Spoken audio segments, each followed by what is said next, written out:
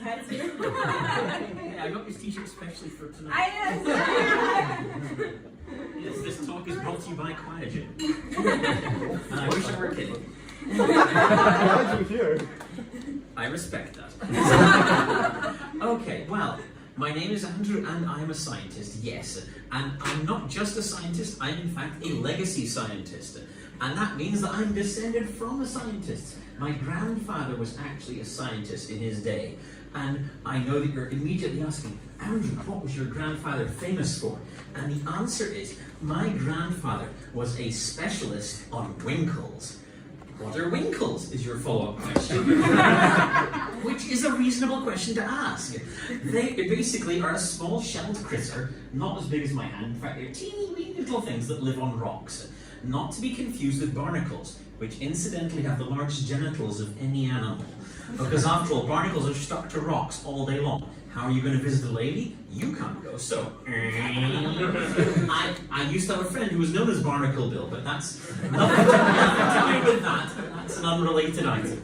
Anyway, so, my grandfather was the winkle specialist. In fact, you could almost call him the winkle whisperer. And because in the days, back in the 50s and 60s, people wanted to study winkles for reasons I don't understand. And they couldn't get winkles to breed in captivity. Winkles are happy breeding out in the big world, but you brought them into the lab? Off the menu. No hanky and or panky from these winkles. They would bring in rocks, they would bring in seawater, they spent money on a wave machine. Little winkle legs stayed together resolutely. No patter of little winkle feet. And they were absolutely stumped. Until one fine day, my dear grandfather, in my grandmother's kitchen, in a Florida margarine tub, just put some winkles in there, put some seawater, and then suddenly, it's like he opened up the tequila and put on the Barry White, suddenly... I mean, it was a winkle love fest. And yeah, like a good scientist, he repeated this many times. And so, naturally goes straight to the publications and spreads the good word. And the science community is flipped on its head. Oh my goodness, the only way to breed winkles is in a margarine tub. True enough, so anytime any lab needed to get some winkle action on, okay, go down to the Tesco or Rema, get yourself some margarine. Get rid of the margarine, put the winkles in, and away they go. But that was my grandfather's speciality. Anyway, let's fast forward to my personal favorite topic, which is me and my science. Yes, I do not work on winkles. I'm sure they're riveting, but that was so 30 years ago. Anyway, so I work on human genetic disease. And, well, I used to tell people I work on cloning, but lo and behold, any person I said, hey, my name's Andrew, I work on cloning, they immediately would say, ooh, could you clone me?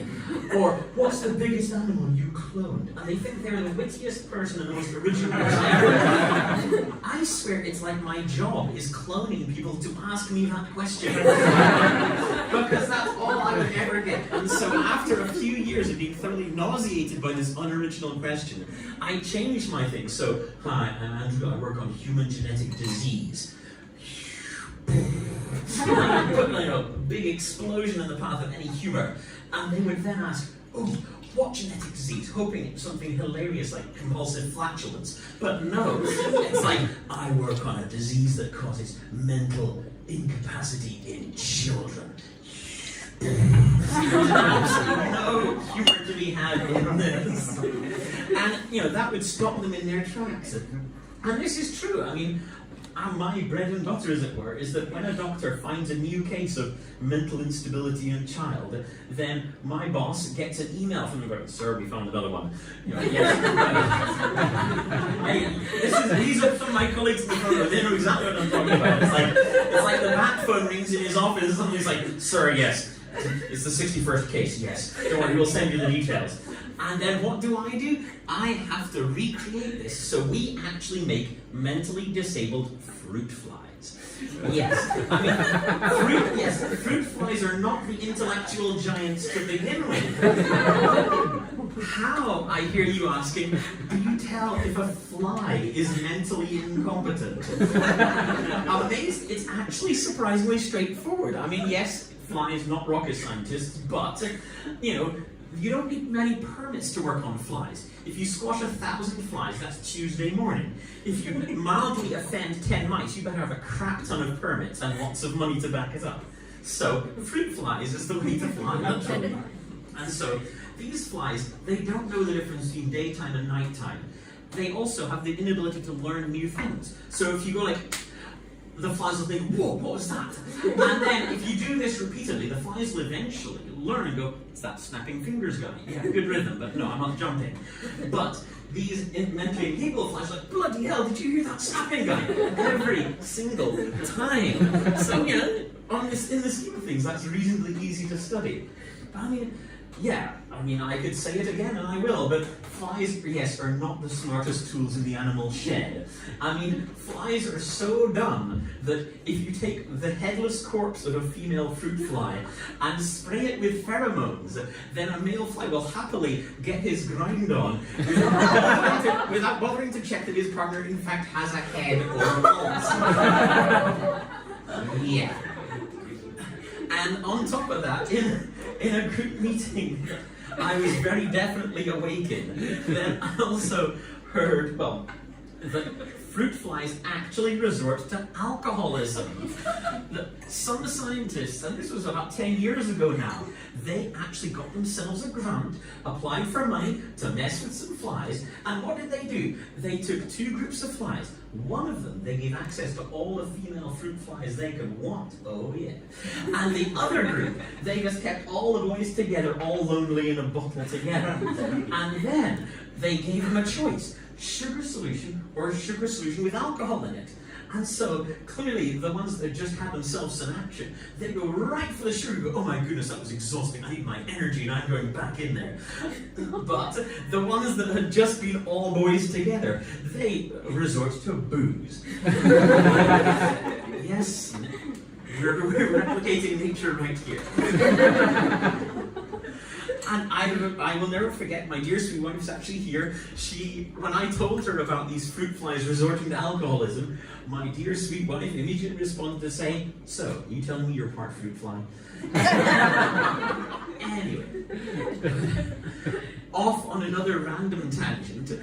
As a kid, I always loved when my mother would get the house really tidy for guests coming over. Yes, this has nothing to do with science, but I will come back round, I promise. And so, the Hoover would be out, all the rugs covering the sofas would be off, and everything would be shiny, the good china would come out. The place would look like the IKEA catalog, or some thereabouts. The place would look unusually tidy. But whenever the guests arrived, my mother would always go, oh, I feel like Ethelred the Unready, I'm so sorry, the place is just such a mess. Oh. And everyone would be, and this was like the notorious British dance, and they would go, oh, it's okay, I know how it is. It's like, oh, thank you for being so understanding. And every time we would go to anyone else's house, this dance would repeat. We'd arrive at a place, and if it were a cartoon, there'd be a little ting, ting, ting, ting from all the furniture, because everything was so shiny. And they would also go, oh, I just didn't have time to tidy up, I'm so sorry, it's a disgrace. And I'm like, oh, it's okay, we're not going to judge you. And this was a never-ending, perpetuating lie. In fairness, we knew a guy who actually did live in a house like that. His mother was a stay-at-home mum who would alphabetize his video games and put fluorescent corners on his bookshelf so he didn't bump himself. But that's a story for another time. Yes, and where was I going with this? Oh yes, there is bringing things back around to science and scientific papers. Is that scientific papers, they also perpetuate this endless cycle of lies. That when you read a scientific paper, it sounds like everything went perfect. And so it's always just like, oh, we decided to investigate this phenomenon. We cloned this gene. We then expressed the protein.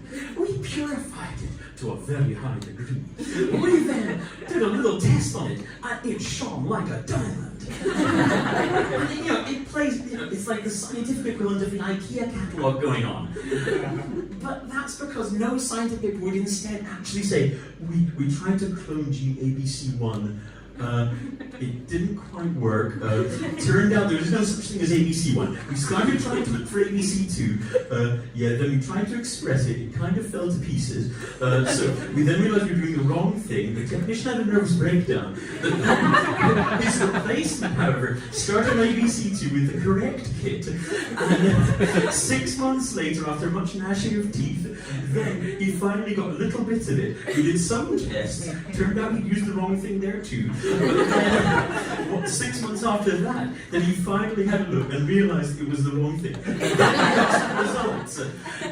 That would be the truth, but you'll never ever see that in a paper. It's always the equivalent of, oh, I didn't have time to tidy. It's like, oh, it's like, here's my pretty, oh, and it only did everything correct. And so the line goes on. And you guys have been wonderful. Thank you.